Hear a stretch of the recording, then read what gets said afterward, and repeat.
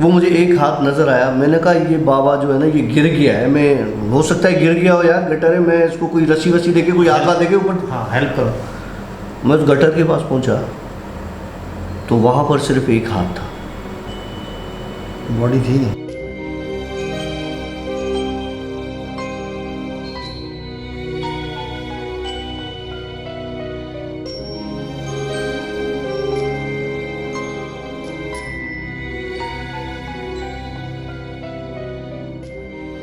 Alright friends, अस्सलाम वालेकुम, welcome to yet another आशी व्लॉग्स। मैं हूं आशी और हमारे साथ मौजूद है डॉक्टर काशिफ।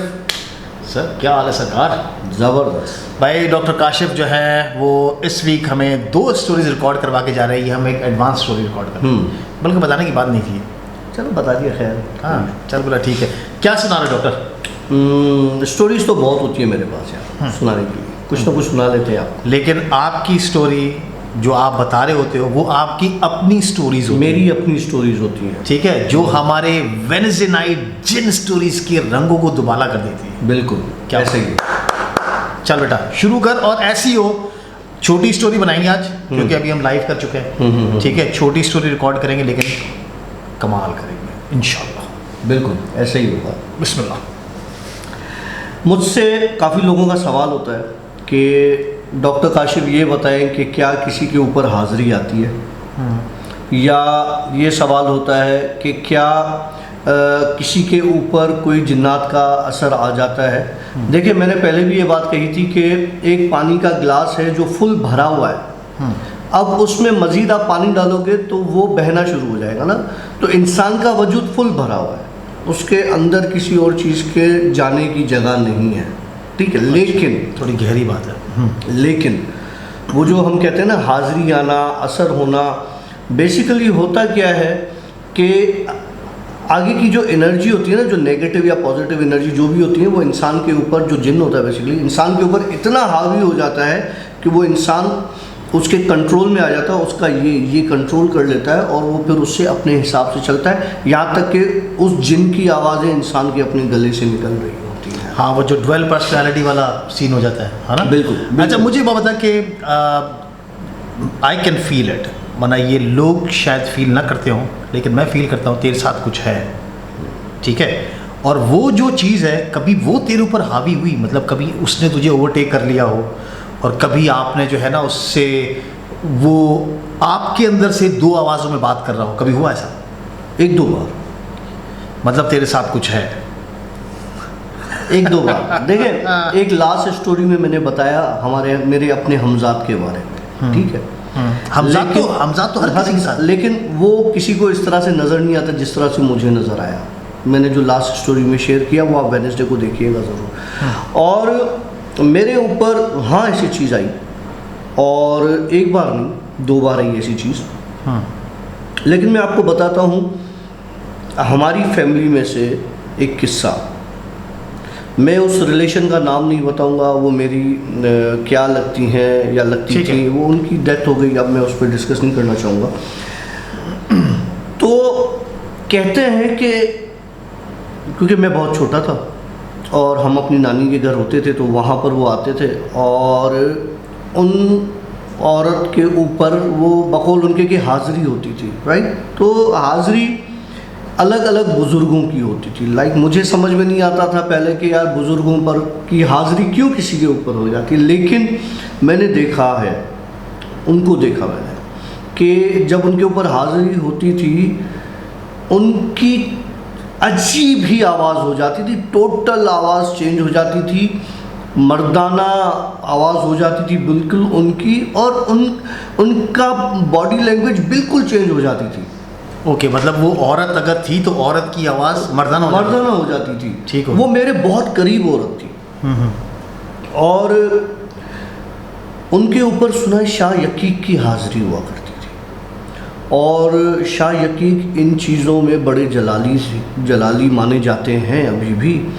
और मुझे ये पता है कि उनके साथ उनकी फैमिली में एक मसला हो गया था।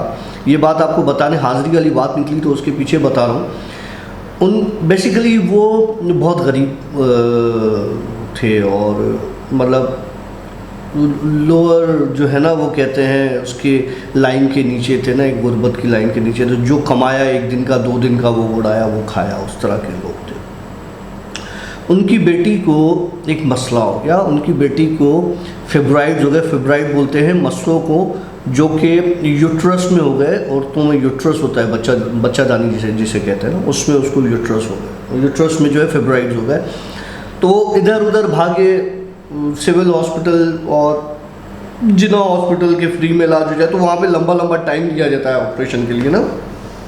और प्राइवेट दिखाया तो डॉक्टर्स की अपनी फ़ीस, प्राइवेट हॉस्पिटल्स की।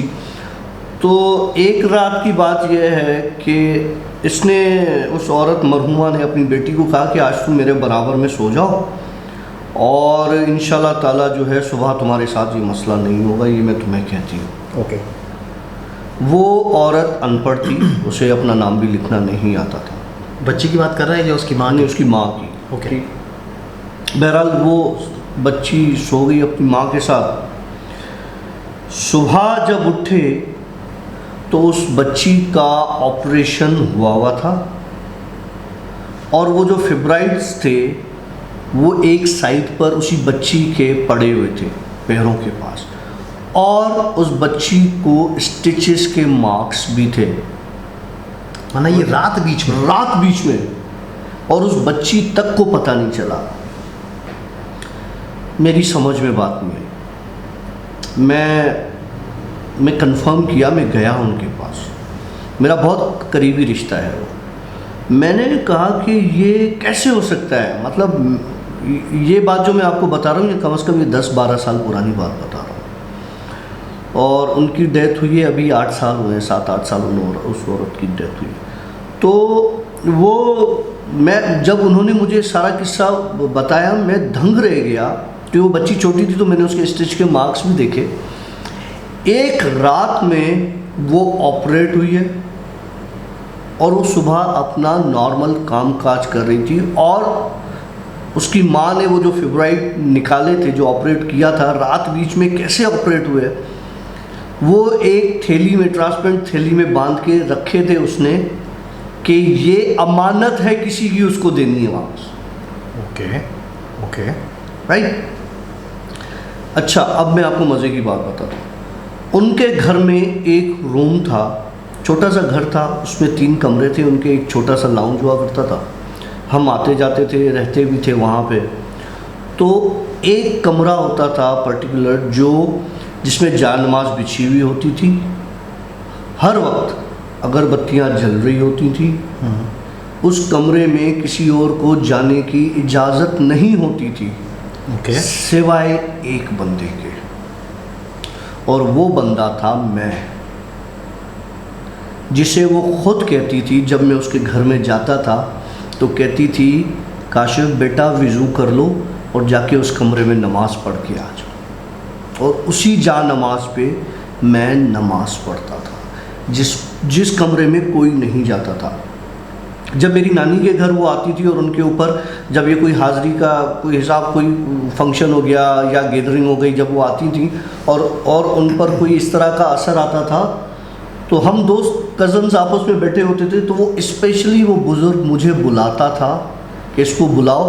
फिर वो मुझे अपने घुटने पे लिटा के मुझे प्यार करता था, मेरे सर पे हाथ फेरता था, मेरा सर दबाता था और दूसरों को कहता था कि इससे दुआ लो। ये मैं अपनी बड़ाई नहीं कर रहा, ये मैं आपको वो बात बता रहा हूँ जो बात हुई है।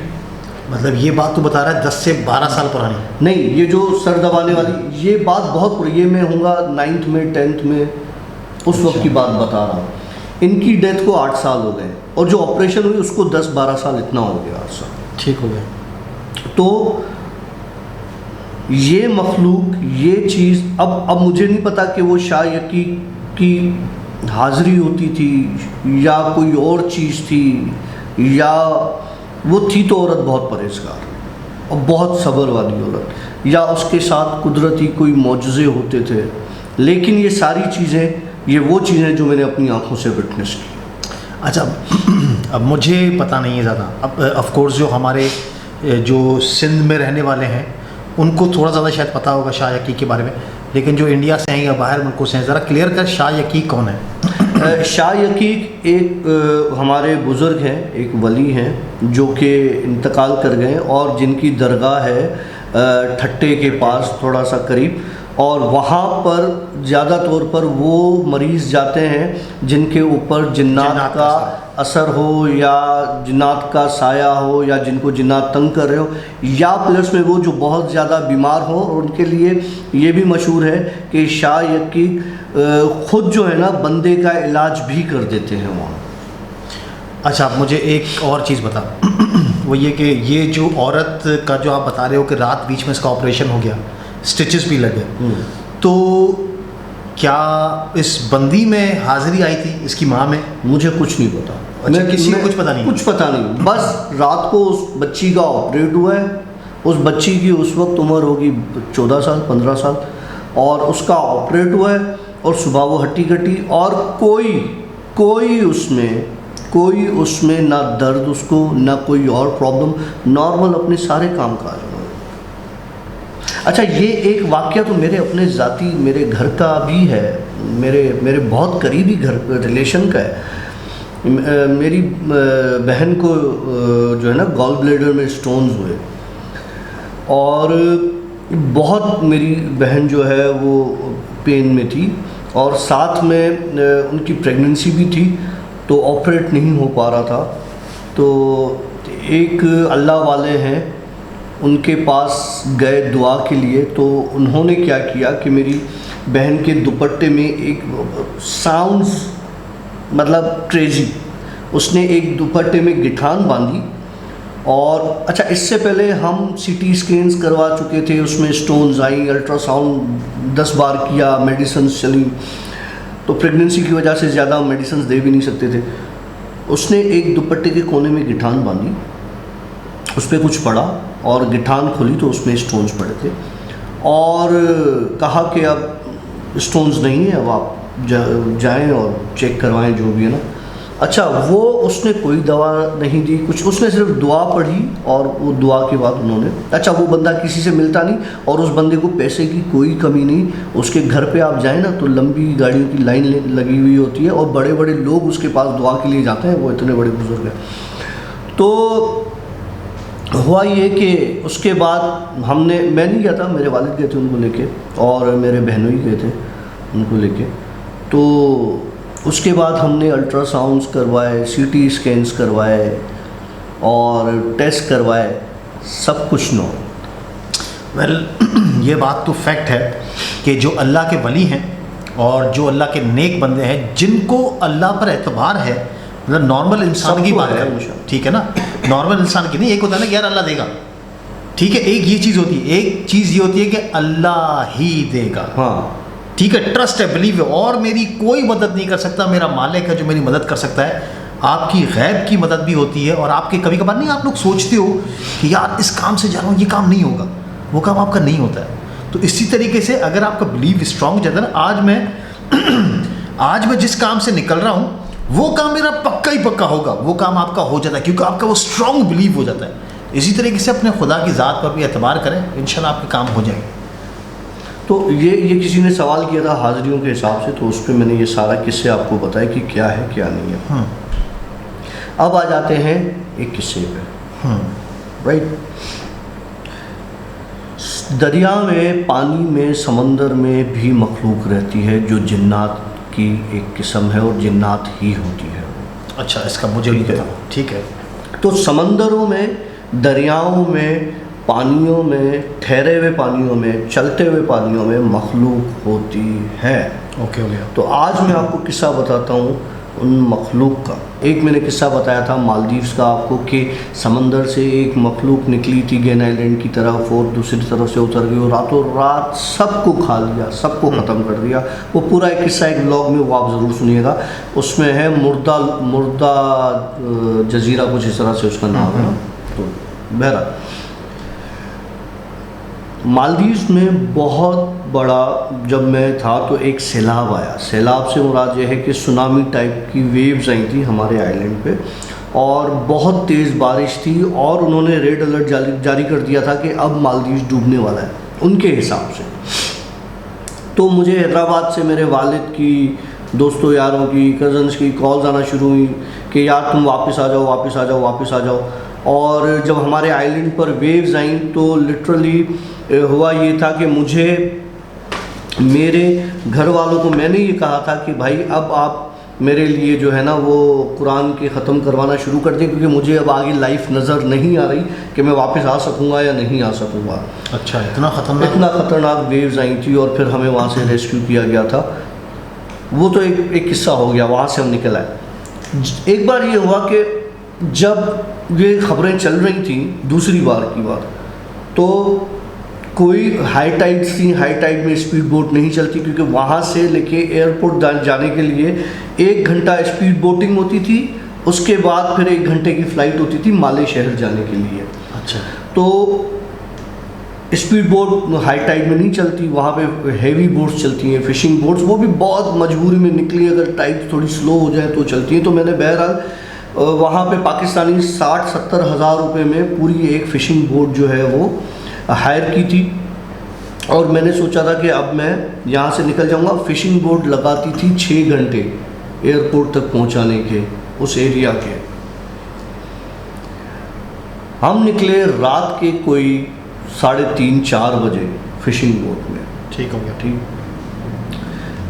बोट में सवार हुए, बोट ने आइलैंड छोड़ा, फ़िशिंग बोट ने आइलैंड छोड़ा, तो हल्की हल्की बूंदाबांदी उस वक्त स्टार्ट हुई थी। अब मुझे नहीं पता था कि आगे जाके ये कोई बड़े तूफ़ान में कन्वर्ट हो जाएगी, लेकिन मुझे ये डिसाइड था कि आज इस आइलैंड से निकलना है और मेरी टिकट है सुबह की, मुझे कल जहाज़ में चढ़ के माले जाना है और फिर मुझे सीधा पाकिस्तान जाना है, मुझे नहीं रुकना। मेरे दिमाग में चढ़ गई थी तो चढ़ गई थी। ठीक है, एक प्लान था तेरा? एक प्लान था मेरा, मैं वहाँ से निकल आया।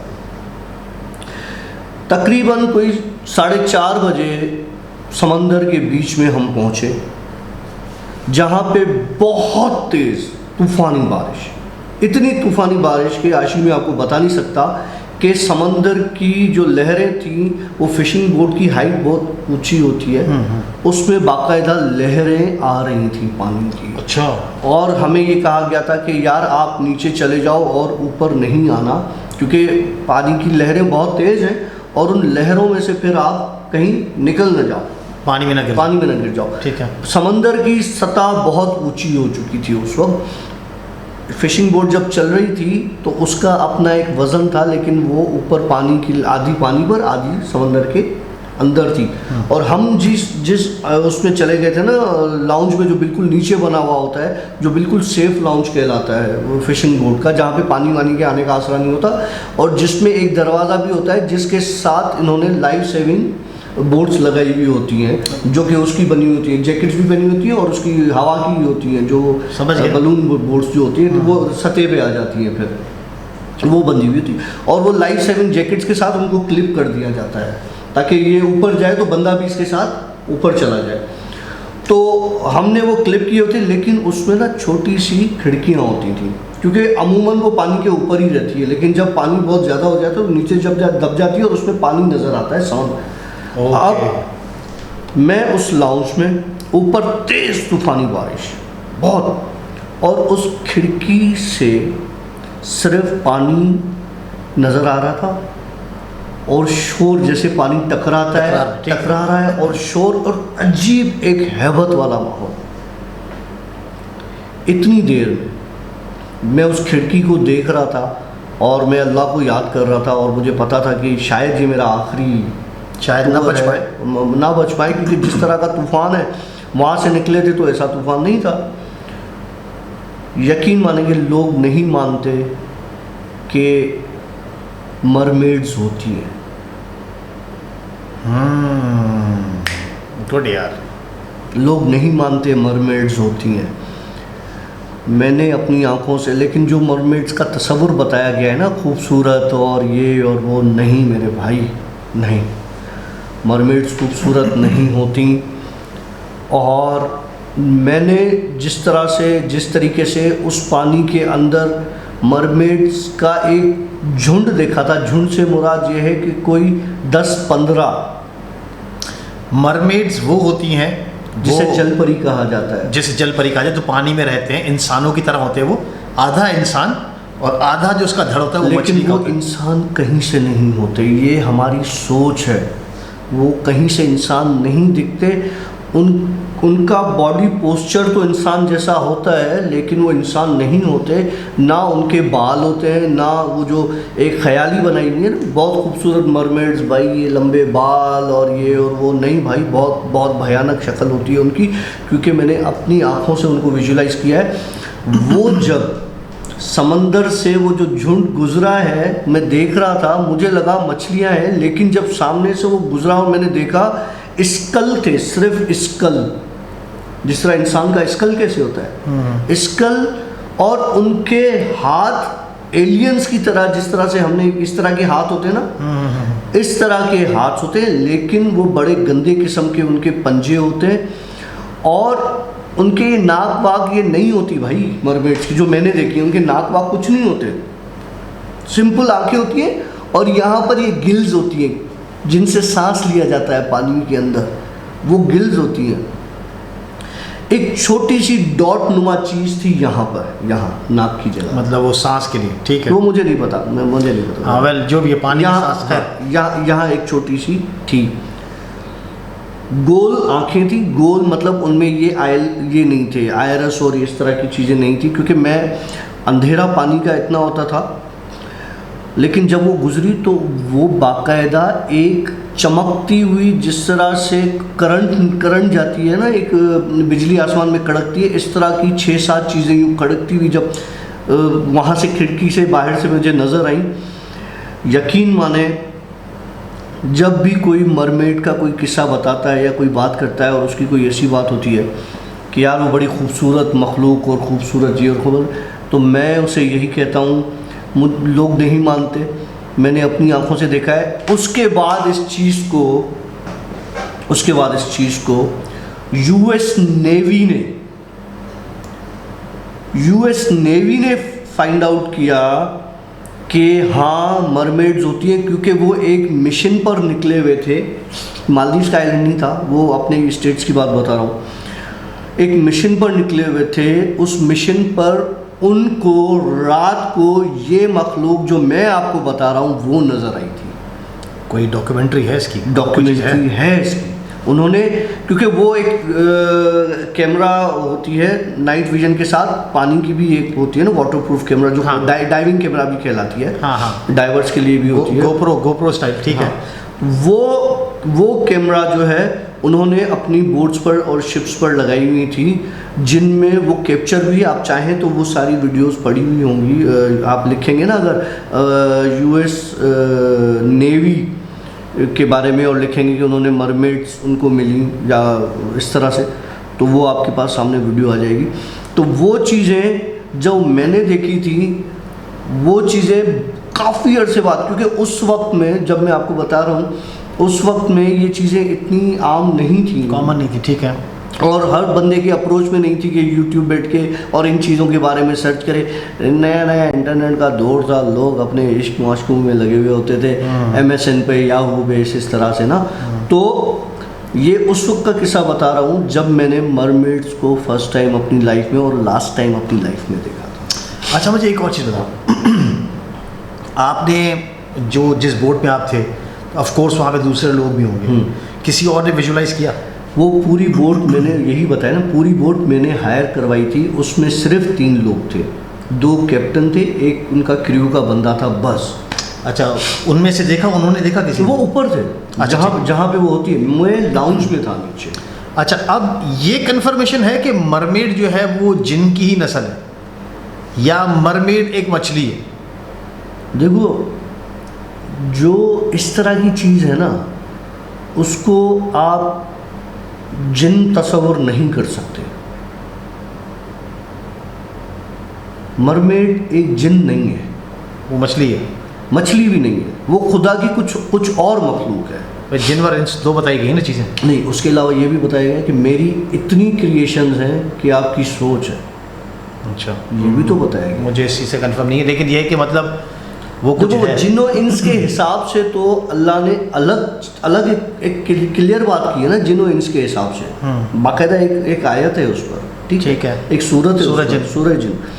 लेकिन जो अलग मखलूक है उसके लिए तो खुदा बार बार अपने फरमाता है। सबसे पहली तो उसमें सूरह रहमान में फरमाया, और तुम अपने रब की कौन कौन सी नेमतों को जुटलाओगे। बेशक। तो इस एक आयत में कुल जहान की नेमतें और कुल जहान की चीज़ें आ जाती हैं। सुभान अल्लाह, बिल्कुल सही। अच्छा भाई, वेरी गुड। मरमेड का किस्सा भी आज हमने सुन लिया, और क्या किस्सा सुनाने जा रहे हो? मतलब ये हमारी लास्ट, मतलब हम कोशिश करते हैं कि एक व्लॉग में जो है वो 3 स्टोरीज रिकॉर्ड कर लें। तो अभी हम लास्ट स्टोरी सुनने जा रहे हैं, और आई होप कि हमारा फुल फाड़ू होगी। चलो वहाँ। मुझे आप कह लें या तो दुआ है या कर्ज है, दो ही चीज़ें होती हैं ना, या इंसान को दुआ होती है या इंसान को बद्दुआ होती है किसी की। मुझे समझ में नहीं आता कि मुझे ये दुआ है या किसी मखलूक की, किसी चीज़ की, किसी इंसान की, किसी का दिल दुखाया उसकी बद्दुआ है, कि मैं इन सारी चीज़ों को देखता हूँ, इनको बर्दाश्त करता हूँ, इनको सहता हूँ, इनकी वहशत देखता हूँ, मर भी नहीं सकता और फिर इनको अपने आप से अलग भी नहीं कर सकता। ये इतनी ख़तरनाक चीज़ें हैं कि ये मेरे बस में नहीं होती। मुझे एक फ़कीर मिला, अच्छा। उस फ़कीर को उसी एक जगह पर मैं डेली देखता था, मैं अपनी ड्यूटी पर जाता था। मतलब ये कब, कहाँ का किस्सा है और कब का किस्सा है? ये किस्सा है 2013 का, ठीक हो गया। और मैं आगा खान में जॉब करता था। ठीक हो गया। उस एक फ़कीर को मैं डेली देखता था, डेली, जब भी उस रोड, और वो उसी वक्त वहाँ बैठा रहता था, और जब मैं वापस आता था तब भी वहाँ मौजूद होता था वो फ़कीर। क्योंकि होता ही है कि जब बैठ जाता है फ़कीर तो उसे पता है कि अब, लेकिन एक फ़कीर जो 24 घंटे एक ही जगह पर बैठा रहे, जब भी आप गुज़रो आपको वो नज़र आए, तो या तो वो एजेंट हो सकता है जो वहाँ से हिले ही ना, क्योंकि फ़कीर भी एक टाइम तक बैठते हैं फिर उसके बाद चले जाते हैं, कोई अपना किसी, लेकिन वो बैठता कहाँ था? वो बैठता था एक गटर के किनारे पे। लाइक अगर वो एक गटर होल होता था, बिल्कुल होल, एक साइड पर एक होल होता था, उसके किनारे पे बैठता था। किनारे पे बैठता था मतलब वो भीख मांगने के लिए कोई उसे या राइट साइड से दे या लेफ्ट साइड से दे, सामने से देगा तो वो तो गटर में गिर जाएगा। अच्छा, ठीक हो गया। समझ रहे हो? जैसे मैं बैठा हूँ तो ये मेरे सामने गटर है, मुझे कोई पैसे देगा तो या यहाँ देगा या यहाँ देगा, यहाँ डालेगा तो गिर जाएगी। ठीक, ऐसे बैठता था वो। एक दो बार मैं जब पैदल निकला, वो मेरे घर के कुछ ही फासले पर बैठता था, जब मैं पैदल निकला तो मैं कभी उसको 5 कभी 10 रुपये, तो वो नहीं उठाता था, वो नहीं लेता था पैसे, वो उधर ही पड़े रहते थे, उड़ जाते थे ये वो इस तरह से। मैंने कहा यार अजीब फ़कीर है, ना इसके पास वो भीख मांगने के लिए कटोरा है, ना इसने कोई कपड़ा रखा हुआ है, ये गटर के सरहाने बैठा रहता है, क्या खाता होगा क्या पीता होगा, और 24 घंटे यहाँ बैठा है। पागल भी नहीं लगता कि मैं बोलूँ कि पागल है। हाँ, उसके पास उसके साथ एक चीज़ ज़रूर होती थी, वो होती ये थी कि एक बीमारी होती है, मेडिकल टर्म में मैं आपको समझ में नहीं आएगी, ऐसे ही देसी में बता देता हूँ, जिसमें आपकी स्किन पर ना बड़ा बड़ा मांस आ जाता है, इस तरह से ना गर्दन पर कहीं भी, मतलब स्किन में वो हो जाती है, फॉर्मेशन हो जाती है। हाँ, ठीक है, ठीक है, ओके हो गया, हाँ समझ सही गया। है। तो वो उस पर था, उसका ना थोड़ा सा इस तरह का चेहरा भी था और बॉडी पर भी इस तरह के मांस थे, और वो बैठा रहता था वहाँ पर। एक दिन मैं वहाँ से गुज़रा तो वो मुझे नज़र नहीं आया। उस वक्त टाइम हो रहा था रात के कोई 11:30, क्योंकि मैं खाने के लिए निकल जाता था बाहर, तो वो वैसे मुझे 24 घंटे नज़र आता था। एक रात में निकला तो वो मुझे वहाँ पर नज़र नहीं आया। ठीक है। मैंने कहा ये चला गया यहाँ से, अब ये यहाँ नहीं होगा। बहरहाल मैं खाना वाना खा के अपना वापस आया तो वो मुझे नज़र नहीं आया। एक रात गुजर गई। दूसरी रात जब मैं खाने के लिए गया तो पूरा दिन मुझे नज़र नहीं आया। दूसरी रात जब मैं गया तो मुझे ये एहसास हुआ कि उस जगह पर जहाँ पर वो बैठता था, चूहे होते हैं ना, छोटे चूहे, ये 6-7 चूहे मरे हुए थे। हो सकता है किसी ने घर में फ्यूमिगेशन करवाई हो और चूहे मर गए हो या फंसे हो तो उठा के उन्होंने गटर के पास डाल दिया हो, किसी बिल्ली ने निकाल के बाहर रख दिया हो, पॉसिबिलिटी है। बहरहाल ये हुआ, इग्नोर किया, चला गया। अब तीसरी रात आई। तीसरी रात दोबारा मैंने वहाँ पे चूहे मरे हुए देखे, लेकिन चूहे खाए हुए थे आधे। अच्छा, बंदा तो ये नज़र नहीं आ रहा। बंदा नज़र नहीं आया, चूहे खाए हुए मगर पूरे नहीं, आधे। आधे से मुराद ये है कि सर वाले साइड से आधे खाए हुए और दुम वाला एरिया जो पीछे की 2 टांगे और दुम वो छोड़ा हुआ। ओके। अब मुझे दिमाग में चीज़ें शुरू हो गई कि मेरा अपना वहम समझ लें या कुछ भी कि भाई ये कुछ हो सकता है, कुछ नहीं है। बहरहाल इस तरह से मैंने ये चूहे वाली चीज़ कोई 4-5 दिन देखी। उसके बाद वो चूहे भी गायब हो गए, नहीं नज़र आए। बंदा भी गायब, तो बंदा भी गायब, चूहे भी गायब, जगह भी साफ, कुछ भी नहीं। पूरे 1 हफ्ते के बाद वही रात को 11:30-12 बजे मुझे आवाज़ आई जब मैं वहाँ से गुज़र रहा था, क्योंकि वो होटल थोड़ा सा ही दूर है तो मैं पैदल निकल जाता। तो मुझे आवाज़ आई गटर से किसी के चलने की और बात करने की और कुछ खाने की।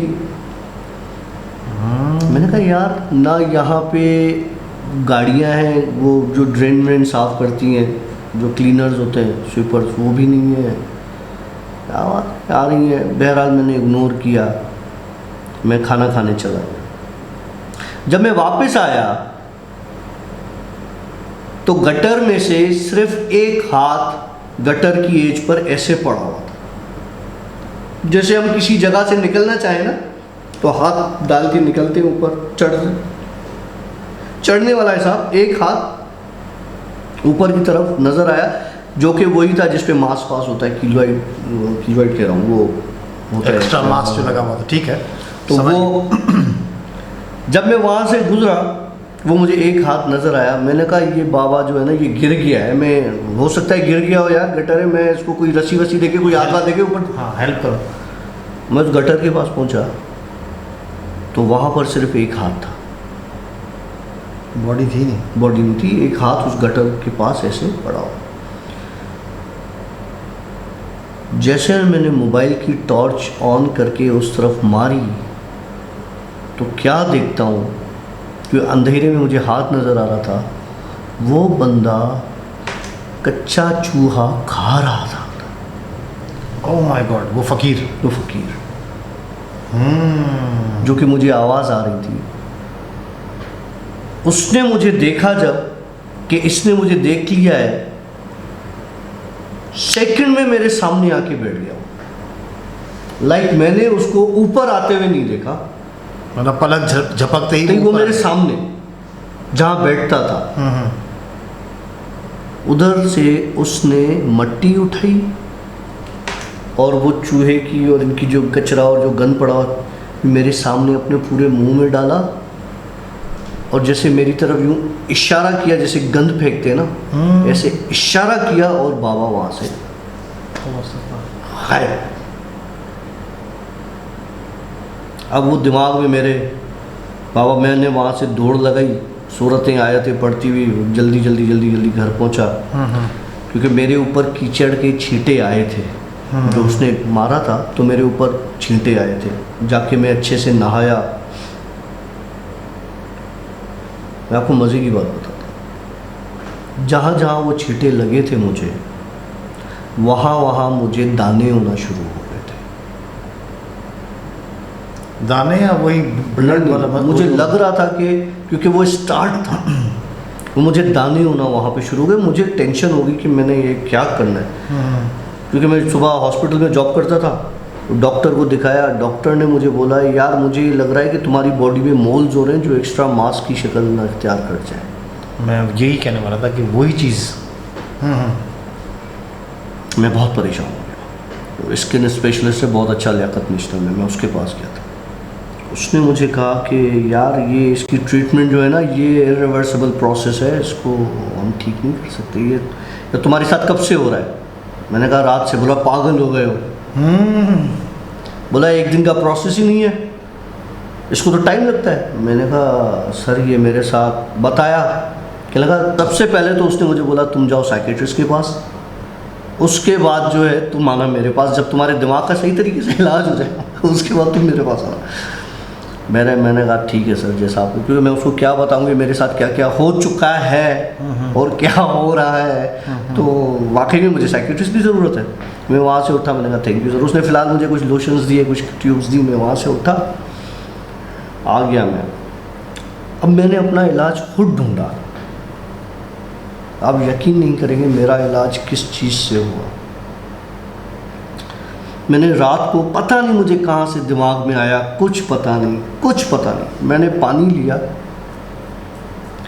उस पानी में मैंने आयत करीमा का दम किया, सूरह यासीन का दम किया, दुरूद पाक, मतलब एक पूरी तस्बीह उनकी पढ़ी।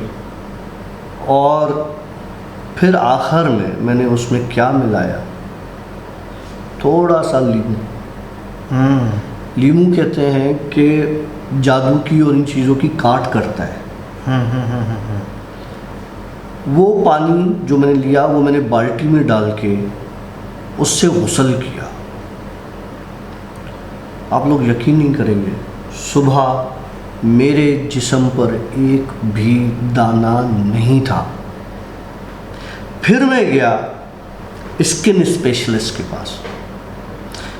उसे मैंने कहा कि सर वो मैं साइकेट्रिस्ट के पास गया था, उसने कहा यार ये ट्यूब इस्तेमाल करो तुम ठीक हो जाओगे। बोला यार ये कैसे दाने ख़त्म हो गए? मैंने कहा उन्होंने मुझे एक दवा दी। बोला क्या दवा दी? यार मुझे बताइए, ये मतलब ये एक तो ये स्लो प्रोसेस है और हो जाए तो रिवर्सिबल प्रोसेस है, और तुम्हारे साथ ये मतलब एक दिन में तुम कैसे ठीक हो गए? मुअज्जतन मैंने बताया, मैंने कहा मेरे साथ ये हुआ था जो आपने बोला मुझे साइकेट्रिस्ट के पास जाओ, और फिर जो दुनिया का सबसे बेहतरीन साइकेट्रिस्ट है ना, उसकी तरफ से मुझे कहीं ना कहीं से कोई ना कोई हिंट मिल गई, वो मैंने किया और ये नहीं। तो दुनिया का बेहतरीन डॉक्टर एक ही है, दुनिया का बेहतरीन साइकेट्रिस्ट एक ही है, दुनिया का बेहतरीन जो क्रिएटर है ना, जो क्रिएटर जिसने क्रिएट किया हर चीज़ को, उसने हर कोई ऐसी बीमारी नहीं छोड़ी, कोई बीमारी नहीं छोड़ी जिसका इलाज ना हो। कोरोना का भी इलाज आएगा, कोरोना का इलाज है। गो कोरोना गो, यही बोलना है। यही मतलब खैर स्टोरी बड़ी दमदार थी यार। अच्छा उसके बाद कोई सिम्टम्स कुछ नहीं, सब ओके? सब ओके, कुछ नहीं, कुछ भी नहीं। वो निशान कहाँ हुए याद है? मुझे एक इधर हुआ था, ओके, एक यहाँ गर्दन पे हुआ था, एक मैं दिखा नहीं सकता, मेरी थाई के पास यहाँ पर है, उसका निशान अभी तक है। और इतना सा मोल जो एक रात में इतना हो गया था, वो स्टिल इतना ही है, इससे बड़ा नहीं है। वो मैं आपको दिखा नहीं सकता यार लेकिन इस जगह मेरे इंग्वाइनल रीजन पर, वो लेफ्ट इंग्वाइनल रीजन। मैं देख लूँगा डॉक्टर आशी देख लेंगे। डॉक्टर आशी। Well thank you very much doctor यार। 3 स्टोरीज़ हमारी हो चुकी हैं। आई होप कि आप लोगों ने स्टोरीज़ हमारी लाइक की होंगी।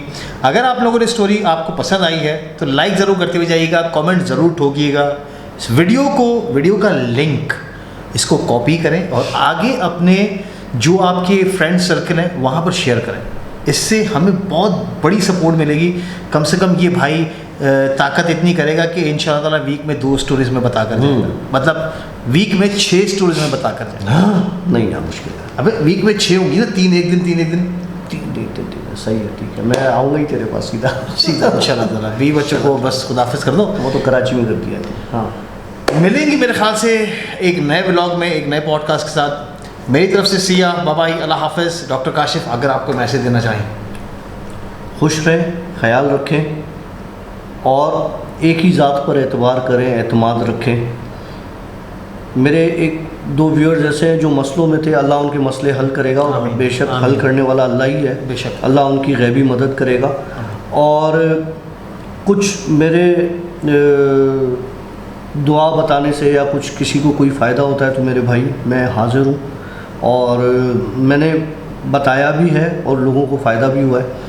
मैं कोई आमिल, कोई बाबा नहीं हूँ, मैं कोई जिन भूत नहीं भगाता, और लेकिन मैं इतना ज़रूर कर सकता हूँ कि मैं गुनाहगार बंदा हूँ, और इस गुनाहगार बंदे कि शायद अल्लाह राज़ी होता है तो पता नहीं किस किस से होता है, मुझे नहीं पता, मुझसे है, आशी से है, किस से है, कि हम आशी की वजह से मैं यहाँ बैठा हूँ और आशी की वजह से मैं आपको कोई दुआ बता रहा हूँ और आपके मसले हल हो जाए। तो ये हो सकता है मैं तो बहुत गुनाहगार हूँ, आशी की वजह से ये सब हो रहा हो, या आप ही में कोई ऐसा नेक बंदा हो जिसकी दुआ से आपको ये रास्ता मिल जाता हो।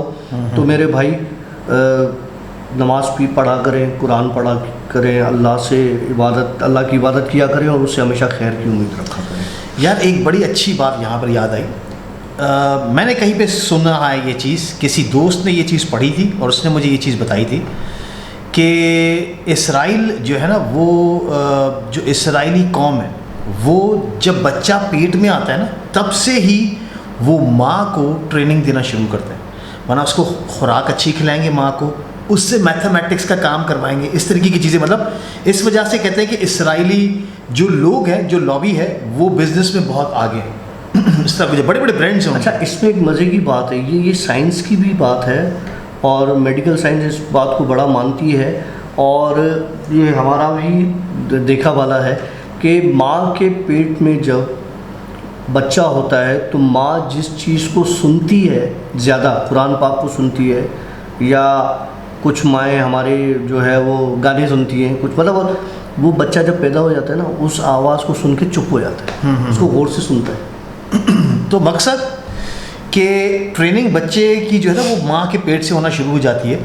तो इसी तरीके से मेरे दोस्त ने बताया कि इसराइली जो है, जब भी कभी किसी को नौकरी के लिए बुलाते हैं, मतलब जॉब ऑफ़र करते हैं, तो वहाँ पर 8 से 10 सवालात कुछ पूछते हैं, जिसमें से 2 से 3 सवालात मुझे याद हैं। एक जिसमें ये था कि जॉब करने के लिए आप आए हैं, इंटरव्यू के लिए आप बैठे हैं, फाइनल सिलेक्शन है आपकी, लेकिन मुझे ये बताइए कि क्या आप अपने खुदा की इबादत करते हैं? अगर किसी ने बोल दिया नहीं, तो वो स्ट्रेट अवे उनको जवाब दे देते हैं, क्योंकि अगर तुम अपने खुदा के नहीं तो तुम हमारे क्या होगे। दूसरा भी उनसे सवाल करते हैं कि क्या आप एक्सरसाइज करते हैं? अगर किसी ने कह दिया नहीं, तो उसको स्ट्रेट अवे रिफ्यूज़ कर दिया जाता है, उन्हें स्ट्रेट अवे रिफ्यूज़ कर दिया जाता है। वो इस वजह से क्योंकि जो इंसान अपने लिए कुछ नहीं कर रहा, तो वो दूसरे के लिए क्या करेगा। तो इस तरीके की चीज़ें हैं। अपनी सेहत का भी ख्याल रखें, अपने खुदा की इबादत करें, अपने माँ बाप की खिदमत करें। दुआ बहुत बड़ी चीज़ है। मतलब वो कहते हैं ना, डूबते को तिनके का सहारा होता है, लेकिन दुआ एक ऐसी चीज़ है जो आपको कभी डूबने ही नहीं देगी। दुआ आपकी तकदीर बदल देती है। दुआ ऐसी चीज़ है, ऐसा हथियार है और ऐसी चीज़ है कि वो आपकी तकदीर बदल देगी। मेरे ख्याल से बहुत लंबा हमने स्टोरी को खींच लिया।